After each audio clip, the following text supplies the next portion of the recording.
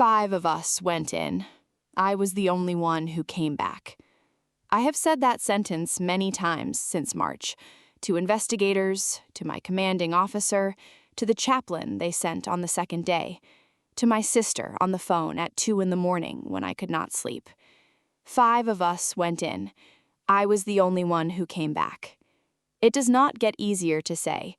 I do not think it is supposed to. I need to tell you who the 5 of us were. Not their full stories, those belong to their families, but enough so you understand what was lost. Staff Sergeant Leon Morris, 12 years of service, 2 kids. He kept photographs in his chest pocket, always. He showed me one once, his daughter's birthday, pink balloons, her face covered in cake. He was laughing in the photograph. He laughed a lot. Corporal James O'Coffer, 23 years old, his first deployment. He was nervous in the way that good soldiers are nervous. Not paralyzed, just aware. He paid attention to everything. He would have been exceptional. Sergeant First Class Maria Vega, 8 years in, the steadiest person I have ever worked with. Nothing rattled her. I had seen her in situations that rattled everyone else. She was always the calm center. Specialist David Park, 6 years, quiet, precise. He did exactly what was needed and nothing extra. You always knew where he was. You always knew he had your back. And me, Captain Claire Hartley, intelligence officer, 12 years, the only one who came out of that valley. I carry them every day. That is what being the only one means. You carry everyone who didn't make it. You carry them because there is no one else left to do it. The operation had been planned for 3 weeks. Reconnaissance mission. 5 people, specific objective, specific route, in and out in 6 hours. I was added to the team 48 hours before insertion. A late change. My commanding officer needed someone with my analytical background on the ground. I was told the night before.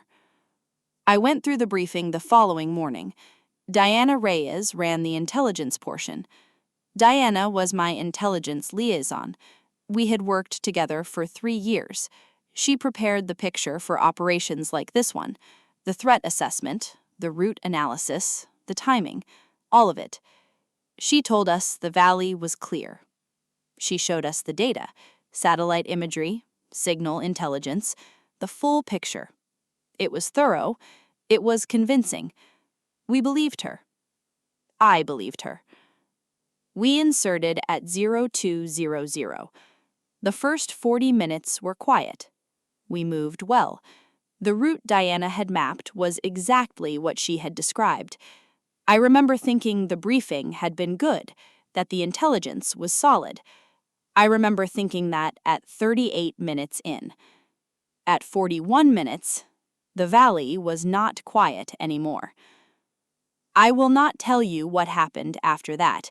It belongs to Morris and O'Coffer and Vega and Park. It is theirs. What I will tell you is that I was the only one who got out. Not because I was better than them, not because I was smarter or faster.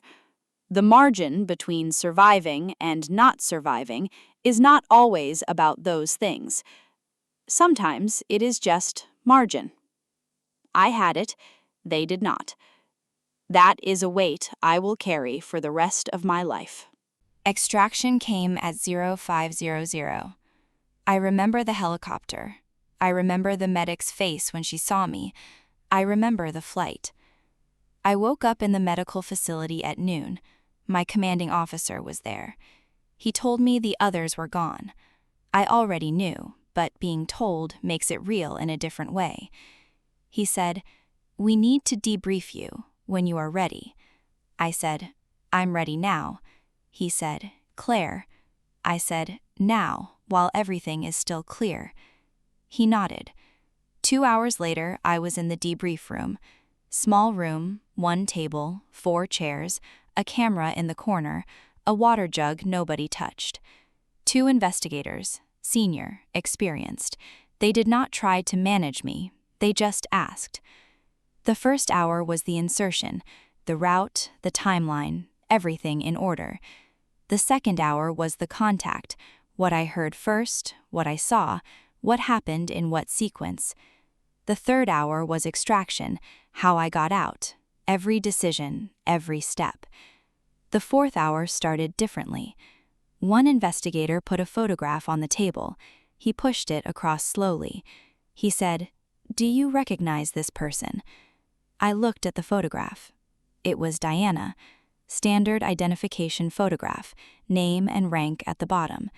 I said, "Yes, Sergeant First Class Diana Reyes, intelligence liaison for this operation." He said, "Was?" I said, "Is. I haven't seen her since the briefing. Is something wrong?" He said, 48 hours before your insertion, we intercepted a transmission." I said, "What kind?" He said, "Operational details, your route, your timeline, your entry point, transmitted to a source outside the chain of command." I said, "From who?" He said, "The device was registered to Sergeant Reyes." The room was quiet. I said, "She told them we were coming."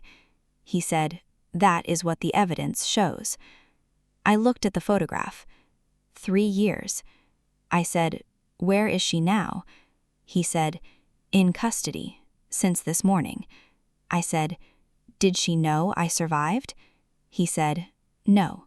The fifth hour was the hardest. Not because of the questions, because of what the questions confirmed. Diana had assembled the full operational picture.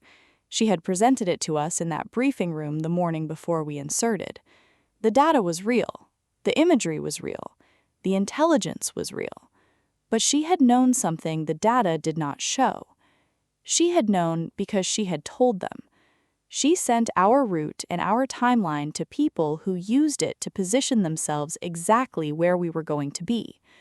We walked into it because we trusted the briefing, because I trusted Diana. I sat in that room and held that for a long time. The investigator waited. Eventually, I said, "I need 10 minutes with her."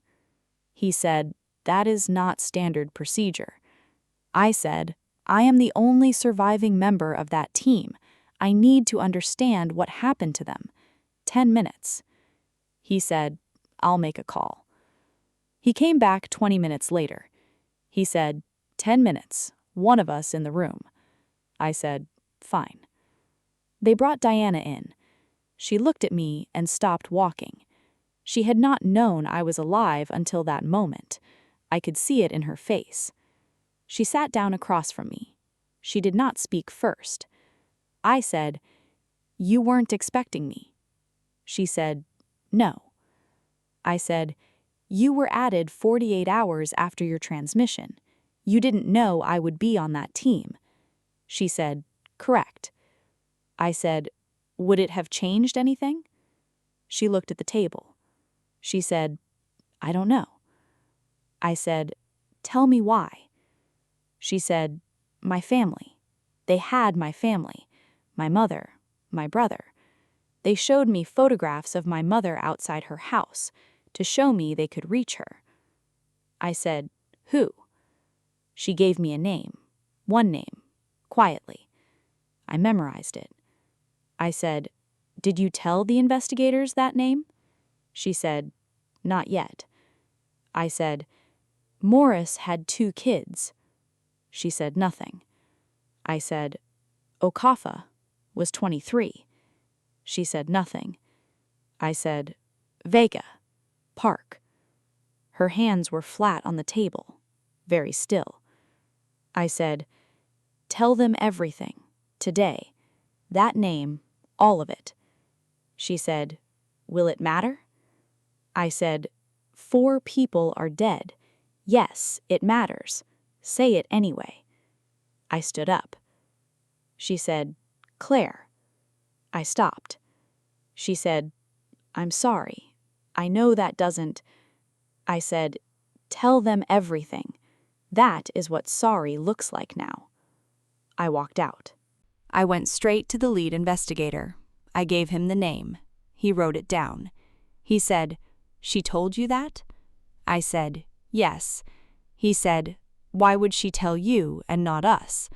I said, "Because I was in that valley. She needed to say it to someone who was." He nodded. He said, "Thank you, Captain." I said, "Don't thank me. Just use it." Diana gave her full statement that afternoon. Everything. The name, the approach, the 4 months, every contact, every transmission. The name she gave led to an arrest 6 weeks later. 2 people, connected to a network the counterintelligence unit had been tracking for 18 months. Diana's cooperation mattered. The investigators said so directly.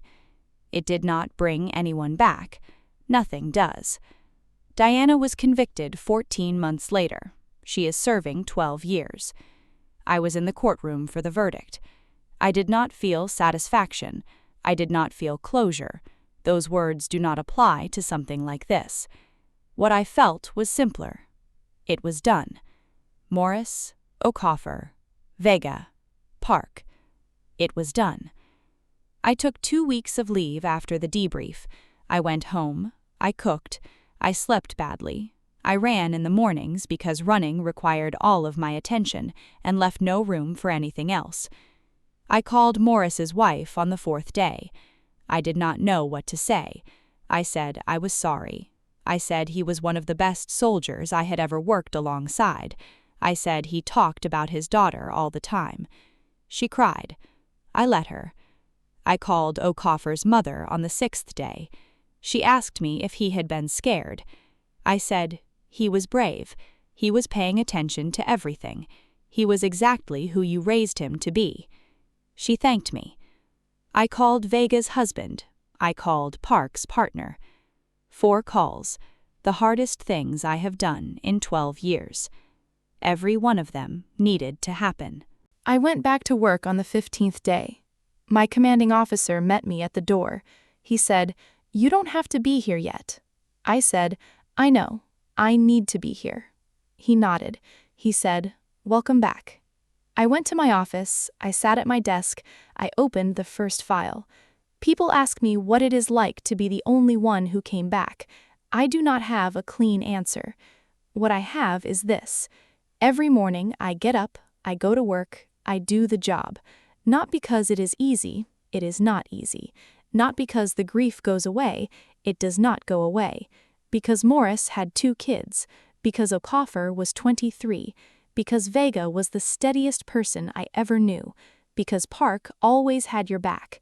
Because the work they died doing matters. Because doing it well is the only way I know to honor that. You do the work. You do it every day. You do not stop. She doesn't stay silent. She doesn't stay broken. She rises. Sometimes rising is sitting in a debrief room for 6 hours after the worst day of your life, answering every question, asking for 10 minutes, walking out and doing the next thing, and the next, and the next. Subscribe. New story every week. Same ending every time. She rises. Leave a comment. Have you ever had to keep going when keeping going was the hardest thing? I read every single one.